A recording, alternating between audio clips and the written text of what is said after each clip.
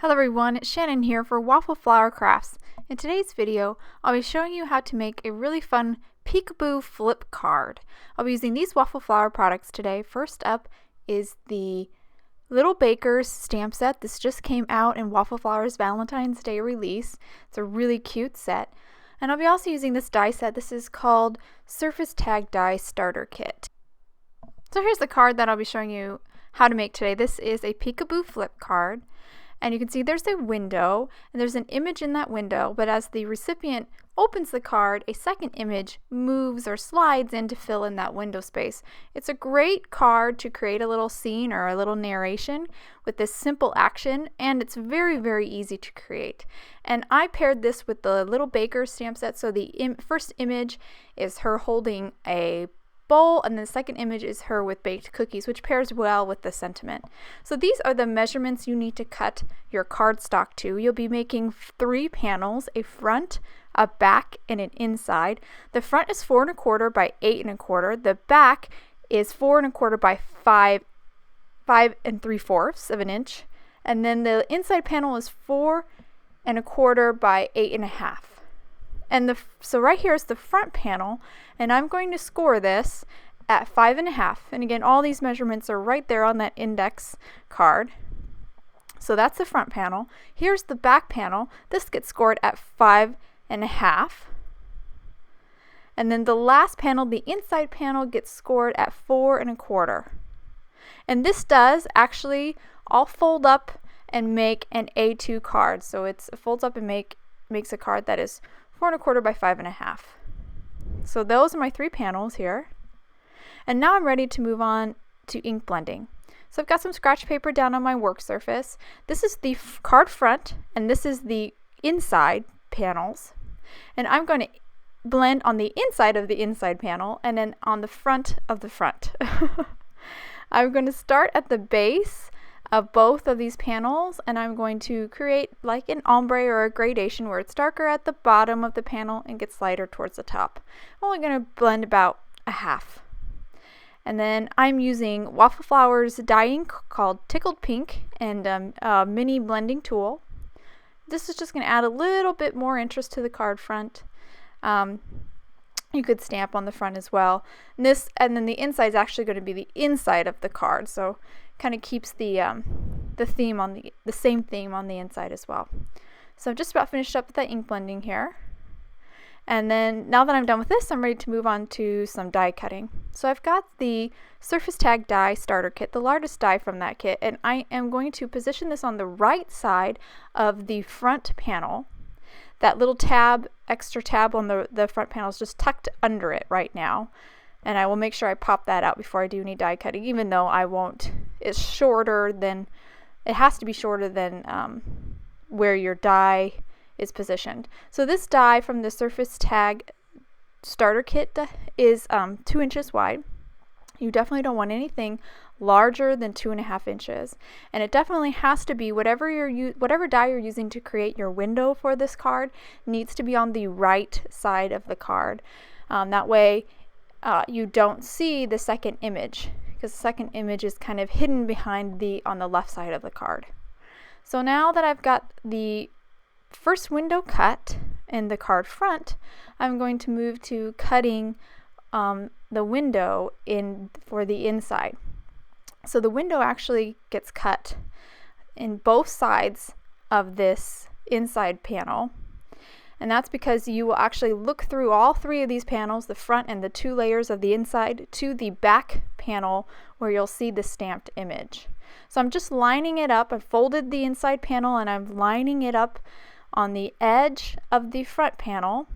And then I will take the die and stick it inside using the front panel as a guide and nesting it right inside of the negative space cut from the front panel.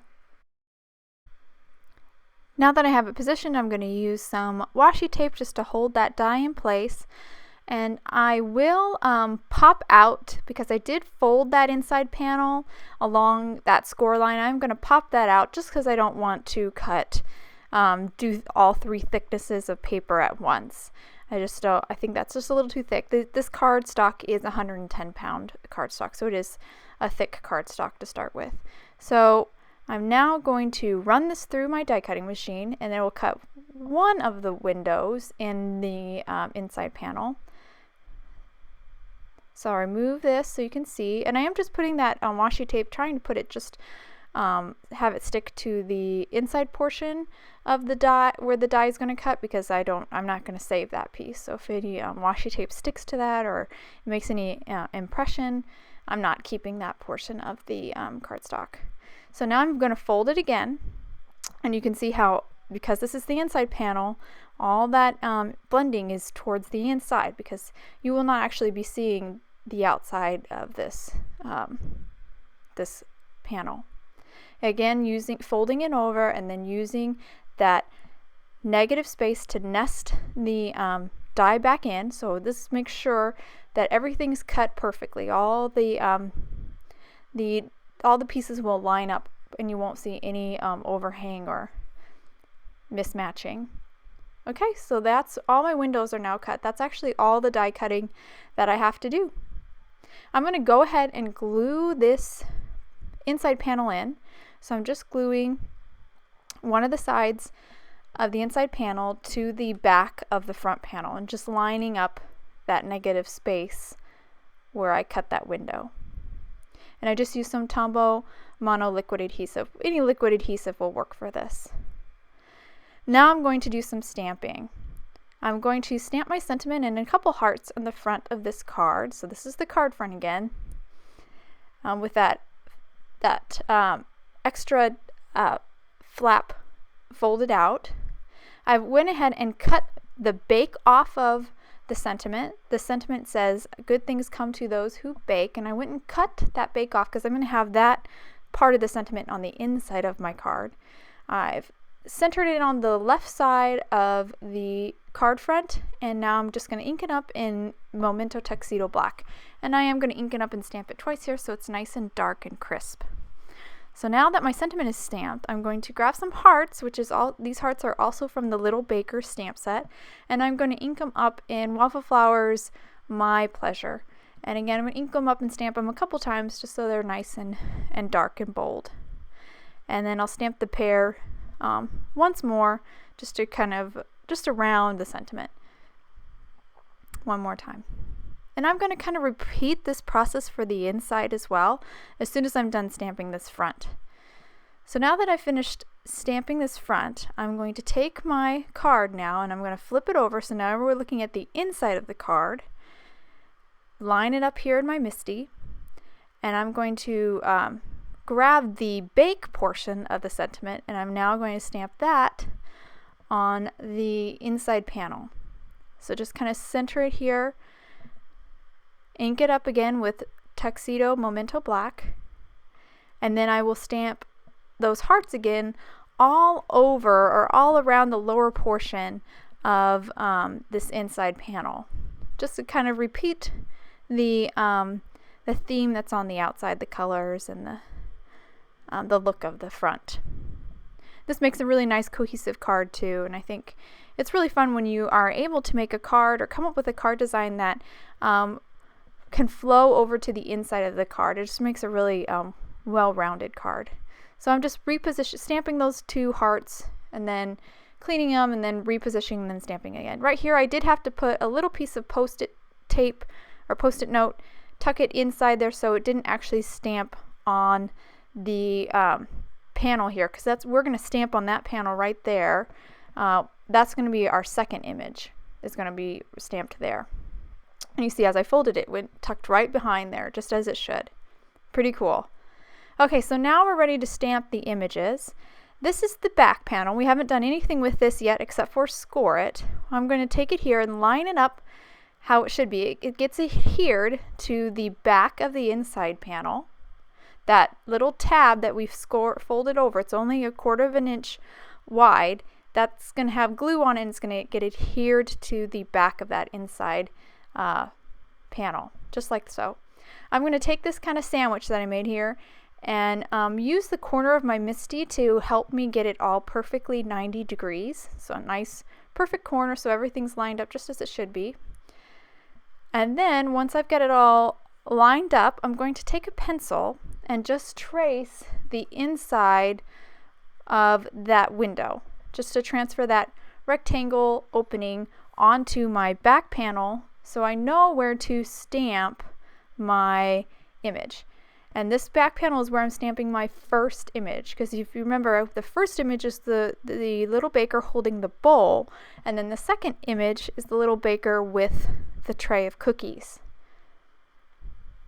So I'm just lining her up in that pencil opening that I traced using the negative space in the card. And I'm just using Memento Tuxedo Black again, going to ink it up, stamp it twice, because I'm going to do some Copic coloring on this little image. So I'm going to put that aside now, and now I'm going to stamp my second image. Now my second image is going to be a little bit more complicated. I'm going to go ahead and open up my card all the way, so now that that back tab is visible and extended, fully extended, and I'm going to place it in here in my MISTI to hold it all down. And in this negative space here is where I'm going to stamp my second image. Now, my second image is a little different because I'm actually going to kind of alter this poor girl. I'm going to cover her head because I want to use the same head from the first little baker image, the one I just stamped, just to make some more consistent story or little narration that I'm creating. So I'm going to use some Post-it note here to kind of mask her head. Mostly I'm really focusing on masking her braids. That's what I'm really focusing on, because those I can't cover up with the new head that I'm adding on top. So I inked it up, removed the mask, that's really important, remove the mask before you stamp, and then I'm going to place the mask back down again and ink up and stamp for a second time, just to get and have a nice dark image, nice crisp image. So removing that mask and stamping it one more time. So as you can see, most of her face and definitely her braids were not stamped, and the remaining portion of her face will get covered with the new head that I add. So here I'm going to stamp that first little baker again on just some scrap white cardstock. Go ahead and ink her up. I'm only going to stamp really her head and neck because that's all I need. Stamp it twice, and now I've got all my little bakers here stamped and ready to color. So I'm actually going to cut out the coloring for this video because it's already quite long, and the main focus of this video is how to make this peekaboo flip card. So I've gone ahead and Copic colored all these images. Very simple Copic coloring here. I did add some Wink of Stella on the cookies and on the hearts that are on the first little baker's apron. Now I'm going to take that head that I stamped and I'm going to fussy cut around it. I'm cutting right up to the black outline, and then I'll hold up to the camera so you can see a little bit better here, but cutting straight up to that, so no white border here. And this will better disguise, by doing this will better disguise the fact that I added another head to the body.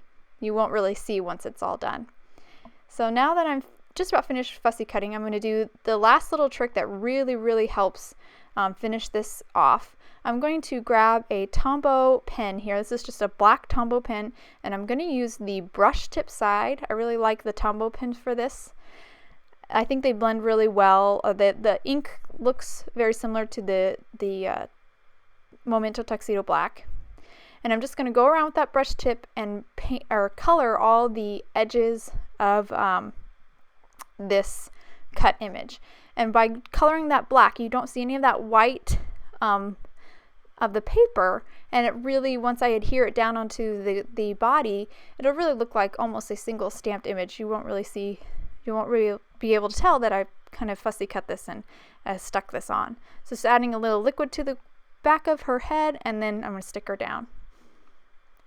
And so now she looks like a complete image.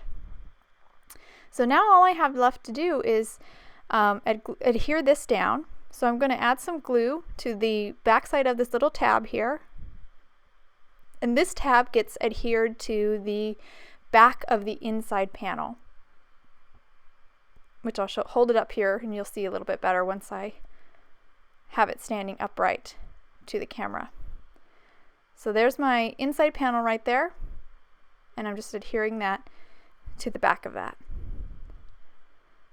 It's very simple. I do recommend using the Tombow Mono Liquid Adhesive for this part especially, because this is just a small sliver of paper that has to hold that all down, and that Tombow glue is very, very strong and dries really quick, so it's just a really good glue for this, for anything that requires strength and a quick hold. So now I am just erasing that original outline that I drew of the window, and this card is all done. And I will open and close it here a couple times so you can see the card in action. So I really thought this was a fun card. I have never made this card before. This is the first time I've ever made this peekaboo flip card, and I think it's really fun. It's a really simple card to do, and like I was saying earlier, it's a great way to kind of tell a little story with your card by this the action that this card does by kind of changing the image. So it just slides in there, works really well, and because we stamp directly on the panels, there's no added thickness that hinders the card action from sliding, so that's really important. Some videos will have you add like a die cut image into that negative space, and that little thickness from the paper can kind of hinder the sliding action. So I hope you guys enjoyed my video today. If you want any more information on the products I use, please visit waffleflower.com, and you can follow us on YouTube, Instagram, and Facebook for more creative ideas. Thanks for watching.